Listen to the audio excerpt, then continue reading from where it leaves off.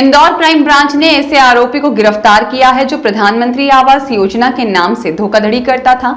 आरोपी पर 10,000 रुपए का इनाम भी घोषित था। आरोपी गुजरात का रहने वाला है जिसने अलग अलग राज्यों में लाखों रुपए की धोखाधड़ी की है। वहीं इंदौर में इसने 82 लाख की धोखाधड़ी की वारदात को अंजाम दिया था। दरअसल 15 से अधिक फरियादियों ने क्राइम ब्रांच को शिकायत दर्ज कराई थी कि एक युवक जिसका नाम जतिन भाई मानिया है, उसके द्वारा इंदौर विकास प्राधिकरण के फ्लैट दिखाकर और उसमें प्रधानमंत्री आवास योजना के तहत फ्लैट दिलवाने का आश्वासन दिया था और फरियादी को झांसे में लेकर अलग अलग लोगों से लाखों रुपए ले लिए और समय रहते उन्हें फ्लैट भी नहीं दिलवाया, जिसके आधार पर क्राइम ब्रांच ने इसकी शिकायत दर्ज की थी और मामले की क्राइम ब्रांच द्वारा जांच की गई, जिसमें आरोपी की पहचान जतिन भाई के रूप में हुई जो कि गुजरात का रहने वाला है। आरोपी लंबे समय से फरार चल रहा था, जिसे क्राइम ब्रांच ने गिरफ्तार करने के लिए आरोपी पर 10,000 का इनाम भी घोषित कर रखा था। पूछताछ में आरोपी ने बताया कि वह अपना नाम और शहर बदलकर लोगों के साथ धोखाधड़ी करता था। आरोपी ने बताया कि वह OLX के माध्यम से इंदौर में रूम किराए पर लेता था, फिर रूममेट और उसके परिजनों को धोखाधड़ी का शिकार बनाता था। वहीं धोखाधड़ी का जिन लोगों को वह शिकार बनाता था उनको बताता था कि उसकी द बिजनेस एम्पायर के नाम से कंपनी है और वह सस्ते दामों में प्रधानमंत्री आवास योजना के तहत फ्लैट दिलाने का आश्वासन देता था। लोग उसके विश्वास में आकर उसे रुपए दे देते थे और उसके द्वारा सुपर कॉरिडोर अरावली परिसर भूरी टेकरी पर बन रहे प्रधानमंत्री आवास योजना के फ्लैट दिखाकर ठगी करता था। वहीं इसके पूर्व अहमदाबाद में RTO अधिकारी बन लोगों के साथ 10 लाख रुपए की भी धोखाधड़ी इसके द्वारा की गई है। वहीं नौकरी दिलाने के नाम पर 20 लाख रुपए की भी धोखाधड़ी करना इसने स्वीकार किया है। आरोपी द्वारा अहमदाबाद, मुंबई, गुजरात जैसे अन्य राज्यों में धोखाधड़ी की वारदात करना स्वीकार किया है।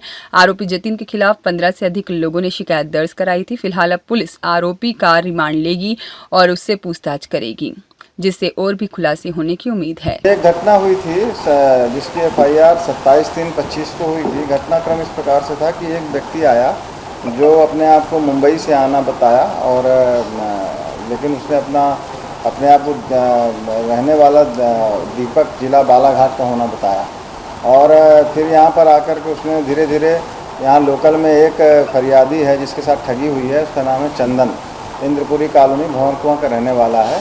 तो उसके साथ धीरे धीरे इसने दोस्ती बढ़ाई और इससे जब दोस्ती हो गई उसकी तो ये साथ में रहने लगे। साथ में रहने के बाद इन्होंने फिर एक सतपुड़ा इसने लड़के ने अपने जो रूम पार्टनर से चर्चा की और उनको बताया कि हम प्रधानमंत्री रोजगार योजना के तहत मैं आपको फ्लैट दिलवा सकता हूँ और उसके लिए इसने इस लड़के को सतपुड़ा परिसर सुपर कॉरिडोर और अरावली परिसर भूरी टेकरी यहाँ पे प्रधानमंत्री आवास योजना के कुछ फ्लैट इसने दिखाए और जब फ्लैट दिखाया तो इसके बाद में इसने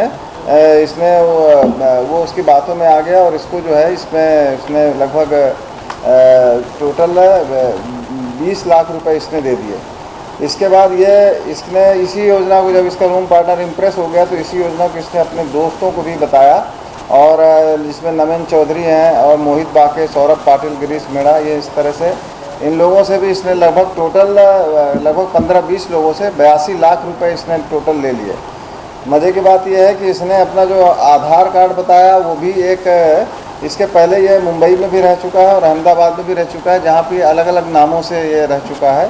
और मुंबई में वो जिस रूम पार्टनर के साथ रहता था उसी रूम पार्टनर का आधार कार्ड उसने अपने पास रख लिया था और उस आधार कार्ड के आधार पर उसने अपना नाम दीपक तुरकर बताया था।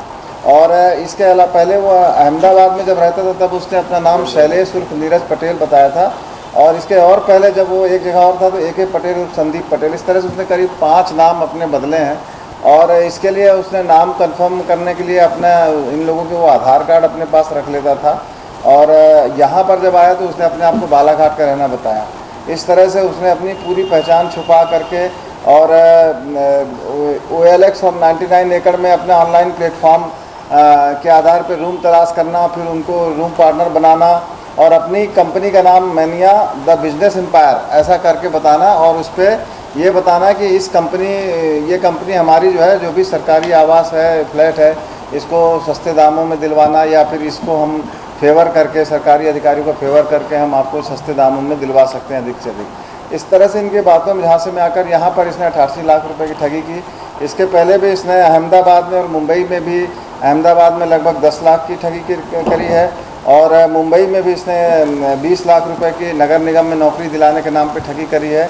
और इसके पहले ये सूरत में इसके खिलाफ में आर्म्स एक्ट और पॉक्सो एक्ट के तहत प्रकरण पंजीबद्ध किया जा चुका है।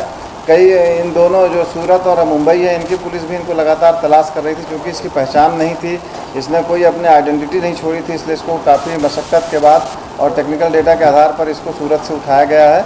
और अब इससे कब्जे में लेकर के इसको विस्तृत पूछताछ की जा रही है। इसने जो पैसे 88 लाख रुपए लोगों के लिए वो कहाँ खर्च किए हैं, इसके संबंध में पुलिस रिमांड लेकर के विस्तृत पूछताछ की जाए। अकेले करता था सर, वो कोई साथी थी? नहीं, अभी ये अकेले ही का करना पाया गया है। अभी इसमें कोई और साथी की लिप्तता की जानकारी अभी नहीं आई है। इसने जहाँ जहाँ भी ये पैसे इन्वेस्ट किए हैं उन सब की जानकारी ली जा रही है और अब इनके प्रॉपर्टी के सीजर की भी कार्रवाई की जाएगी। सर बताया जा रहा है 3 से 4 राज्यों के लोगों के साथ में धोखाधड़ी, क्या पूछता? बिल्कुल सही है। ये अहमदाबाद में भी और ये इवन मुंबई में भी है। मुंबई में जिस दीपक तुरकर इसका एक कोई इसने रूममेट बना लिया था और बाद में उससे भी उसने पैसे उधार लेने के नाम पे पैसे ले लिए और फिर उसकी मोटरसाइकिल गाड़ी वगैरह खरीद ली और उसी का आधार कार्ड लेकर के वो यहाँ पर जब आया इंदौर में तो उसको अपने आप को इसने दीपक तुरकर बताया। इस तरह राज्यों में एजेंट भी बनाया क्या?